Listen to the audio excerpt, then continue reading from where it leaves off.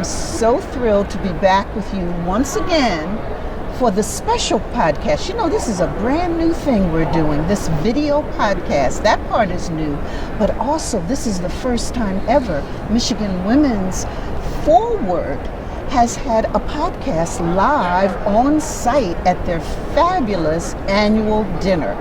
And so we're saying hi to you, and I have the pleasure of talking to one of tonight's co-chairs, Betsy Meter. And she's here with us, so I want to say hi to you. Thank you. Hello. It's so good to be here with you. Thank you so much. So you've got a phenomenal background. Tell our listeners who you are. Okay. A little bit about Betsy Meter. Yes. I have been actually very privileged to be part of this organization, but I have worked for a public accounting firm, KPMG LLP, in Detroit for 38 years now.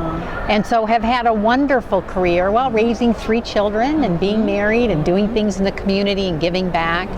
But one of the things that I really have enjoyed about my career is working with young people as they come into the profession and really helping to mentor and sponsor them.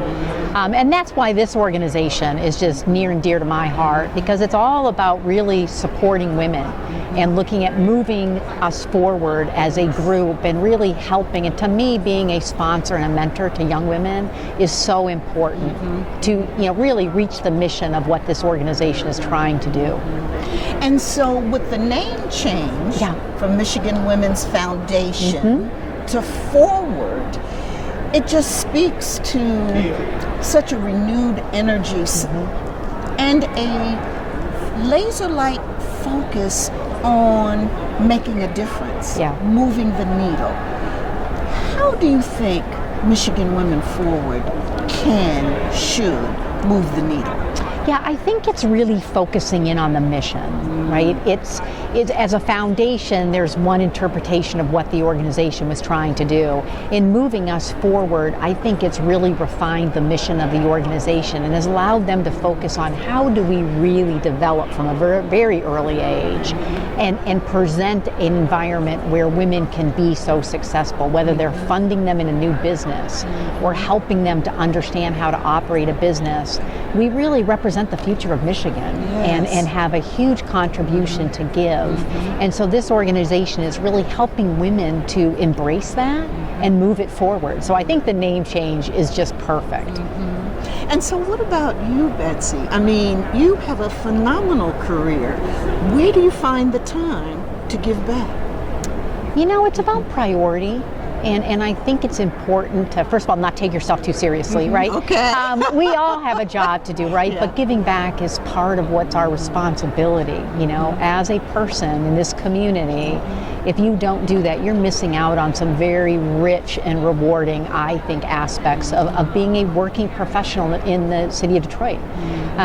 So for me, it's always been a personal goal for me to give back. So I do my day job and I do my family commitment, but I also feel like I have been so blessed that I can provide that same guidance. You don't do this alone. And I think we sometimes forget that there are a lot of people over the years that have supported us, told us when we're not doing things right to make us grow, challenged us to get outside our comfort zone and really, move our own professional career forward.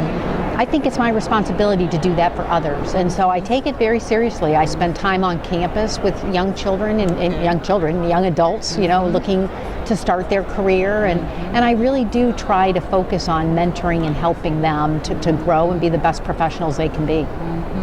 And it's so much about women helping other women, I think. And I heard you mention, as you talked about your career and your position, it almost in the same sentence, you talked about helping women on the job. Right.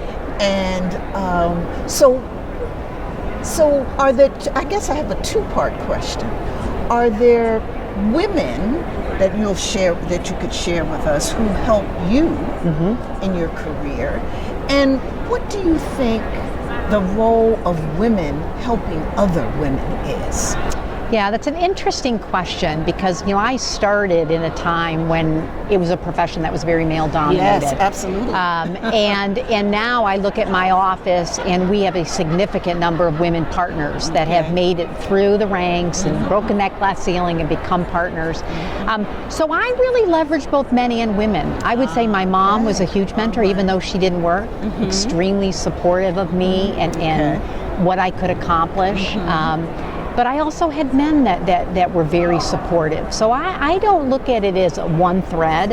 I think you have to take the good from the people that are around you and take all of that in because that makes us each better.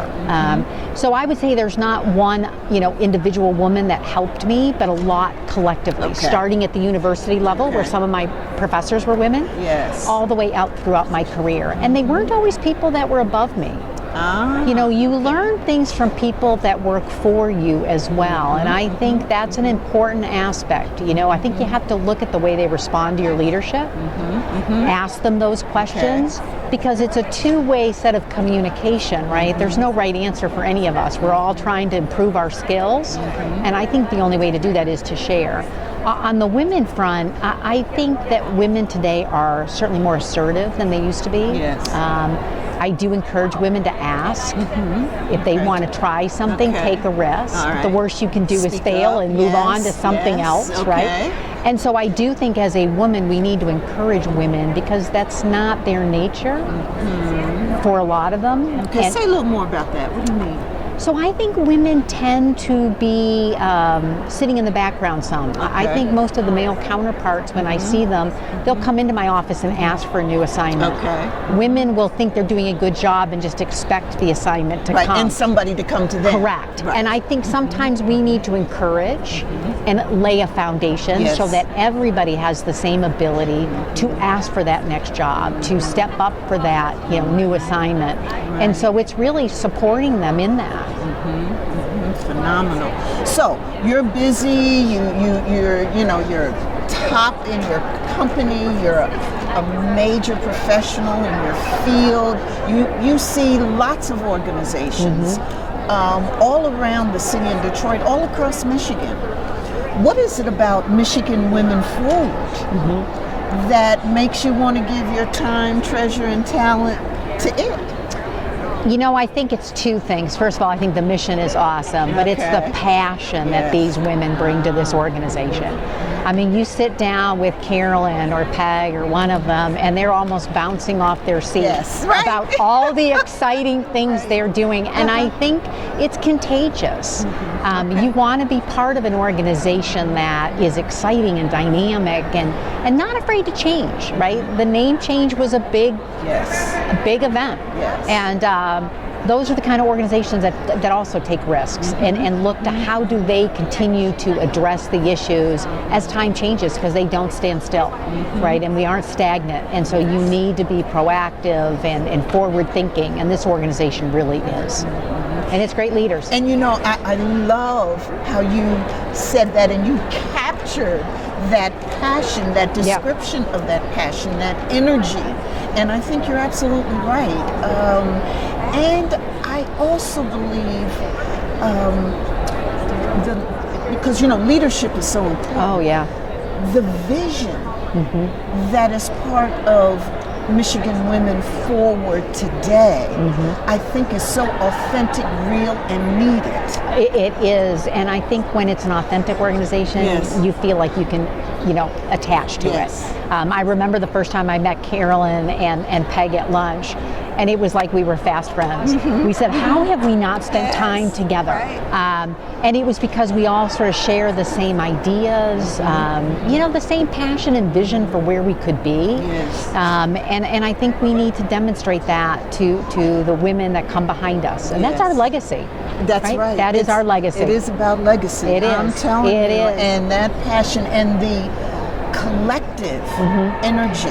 That 1 + 1 = 3. Right. It's the synergy. You can leave the world just a little bit better when you move on to the next thing. And do that. Exactly. I think you have to kind of keep that in the forefront. And as a working professional, I tell women that all the time. You can do the best job in the world, but remember to always be kind. And be authentic about what you do. And good things happen to people that do that. So. Betsy, it has been such a delight. Oh, well, to thank you talk very with much you. for having me. I enjoyed it. Absolutely. And woman up. Women up. Yes, Agree with you. Thank yes, you so thank you much. so much. Okay.